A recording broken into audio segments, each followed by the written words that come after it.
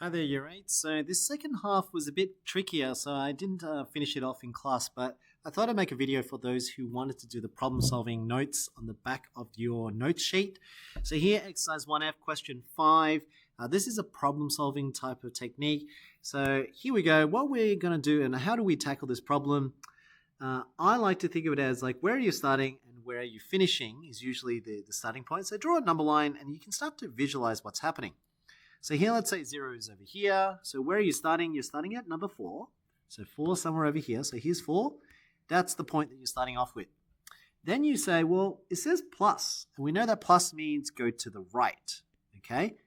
You need to go to the right because that's what plus means. But then you realize that actually you're meant to end up at 1. So where's 1? 1's meant to be over here. So this is where you need to end up. So actually, if you go to the right, you're much further away from 1. So what would you have to add so that you change the direction to go back left? Okay, because you want to get to 1, yeah? You want to go from 4 to 1. So the only way to change that is that you tell the operation to do the opposite. And we know that the opposite symbol is a negative. So I know the number has to be negative to then say if this means go to the right and negative means opposite, right? So the opposite of right is left. So I do want to go to the left, but by how many units? See, from 4 to 1, it's 1, 2, 3 units because it's 3, then 2. So you can see 4 take away 3 will get you to 1. So 4 plus a negative 3 is the same thing as saying 4 take away 3, which is 1. So this one's a bit conceptual. It's a bit harder than before because you have to work backwards to figure this out. Let's do the same for the next one. So here we go. I'm drawing a number line so you can visualize. Here's 0. What number are you starting off with? You're starting off with 6. And 6 is over here somewhere. So you start a point. That's where 6 is. And you want to end up at 0. So 0 is over here. So that's the point you want to get to. But notice this means move to the right. So you're meant to go to the right. But really, you actually want to go to the left. That's the only way to go 6 back to 0, right? You need to go left. The only way to go left is this answer. This number has to be a negative number. And that will tell me to go left. But then by how many units? Well, clearly, the units between 6 and 0 is 6 units.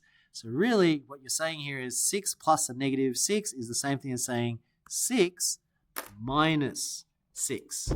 Okay, so here we're going to write it in. 6 minus 6. And that's why we know it's 0. So the first two is relatively easy because it's still A and B.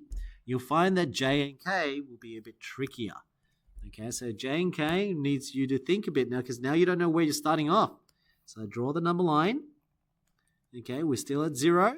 So we don't know where we're starting off now, but we do know we're finishing off at 2. So here's 2. This is the point that I need to finish. Now let's read what it's actually saying. So you're starting off as some number. So you don't know where you're starting. You could be starting anywhere, right? You don't know where you're starting, but what you do know is minus means left, and then the negative means opposite of left. So wherever you're starting, opposite of left means right.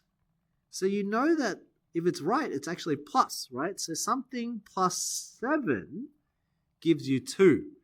Now you think about it, if you have to move right, so right is going this direction, right? You have to go right by 7. What number must it be to go add 7 to get to 2?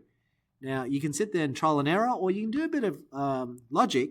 Well, if you add it to get to 7, well, you go backwards, instead of moving right 7 steps, right? Then if you want to go back to where you began, just go left 7 steps, because you went right 7 to get here, right? You went from here to here.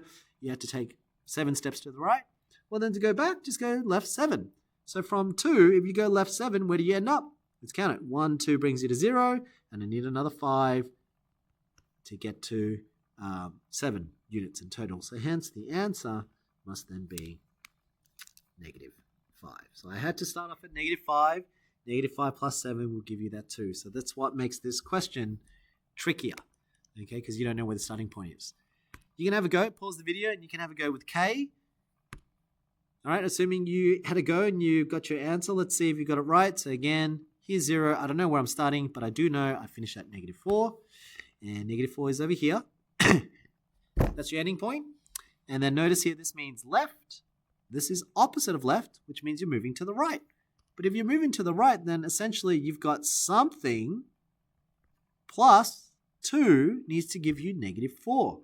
So plus 2 means you need to move from somewhere and you need to move to the right, right? Because it can't be over here because then you move to the left, right? So the number has to be much smaller than 4.